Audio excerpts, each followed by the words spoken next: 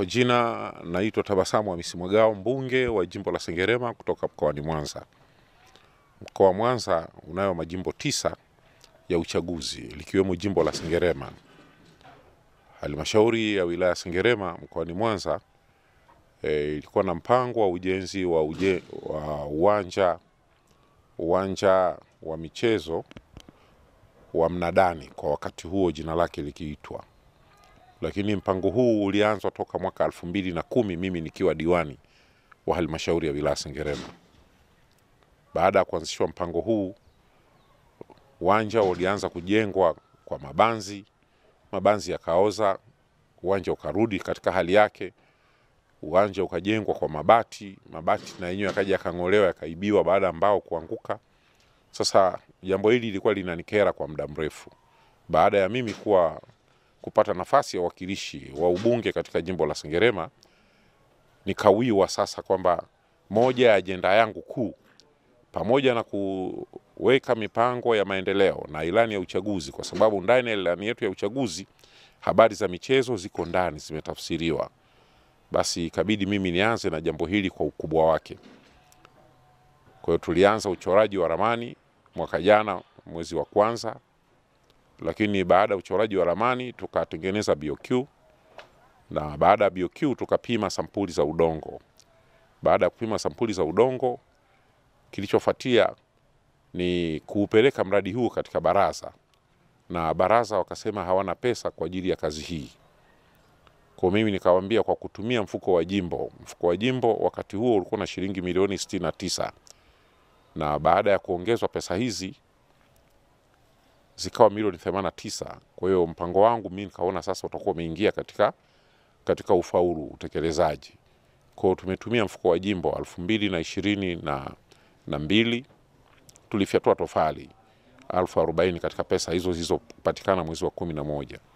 2023 mwezi wa 11 pesa za mfuko wa jimbo tena zingine tukazifanyia kazi ya kununua vifaa vya ujenzi na usombaji wa mawe, mchanga na kila kitu. Kwa tukapata nondo na simenti. Kwa hiyo hii kazi ikawa imeanza rasmi mwaka jana mwezi wa 4 tarehe 15, na ilitegemewa mradi huu ungejengwa kwa miezi 3, siku 90. Tumekamilisha awamu ya kwanza, lakini kutokana na mifumo yetu ya usimamizi wa shughuli hizi ni kwamba kinahitajika labda kuna upimaji wa sampuli, upimaji wa ubora wa tofali, nondo, vitu hivyo vyote. Kila unakopeleka unachelewa kwa wiki moja, kila unakopeleka certificate moja lazima ufanye jambo jingine. Lakini tunamshukuru Mwenyezi Mungu, leo tumefikia katika hatua hii, tuko katika asilimia 85 ya ujenzi wa uwanja huu. Uwanja huu unajengwa kwa awamu 5, na katika hizo awamu 5 ambazo tunazojenga uwanja huu tumeanza na awamu 4 ambazo ndio ziko katika plani ya ofisi ya mbunge katika mfuko wetu wa jimbo. Awamu ya kwanza ilikuwa ni kujenga uwanja huu. Tunajenga uwanja huu kwa kuzungushia uzio. Awamu ya pili ilikuwa ni kujenga vyoo ambavyo nyinyi kama waandishi wa habari mmeona vyoo. Tunajenga vyoo vya kisasa kabisa.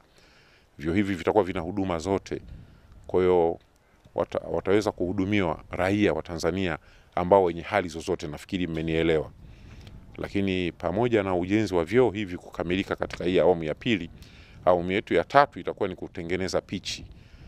Na ndio mmeona hapa sasa hivi ndani kuna marundo ya mchanga ya udongo. Tumepima udongo huu umekubalika katika sampuli na watu wetu wa kilimo. Kwa tunaangalia sasa ni majani ya aina gani ambayo yatakayopandwa hapa.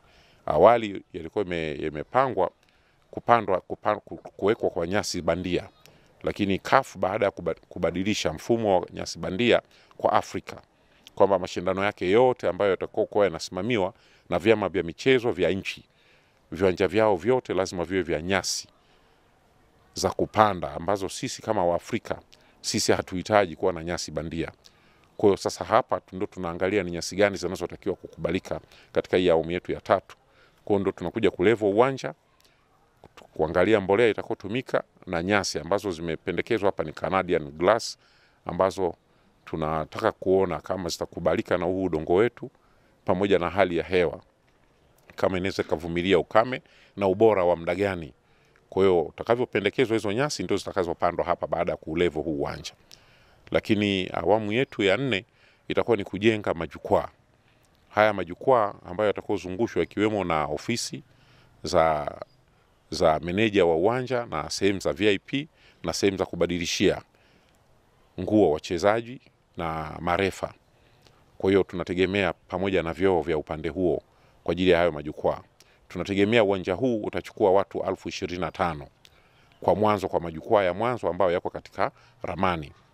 Kwa hiyo awamu yetu ya 4 ndio itakuwa kazi hiyo. Kwa hiyo ni pamoja na ujenzi wa majukwaa pamoja na taa.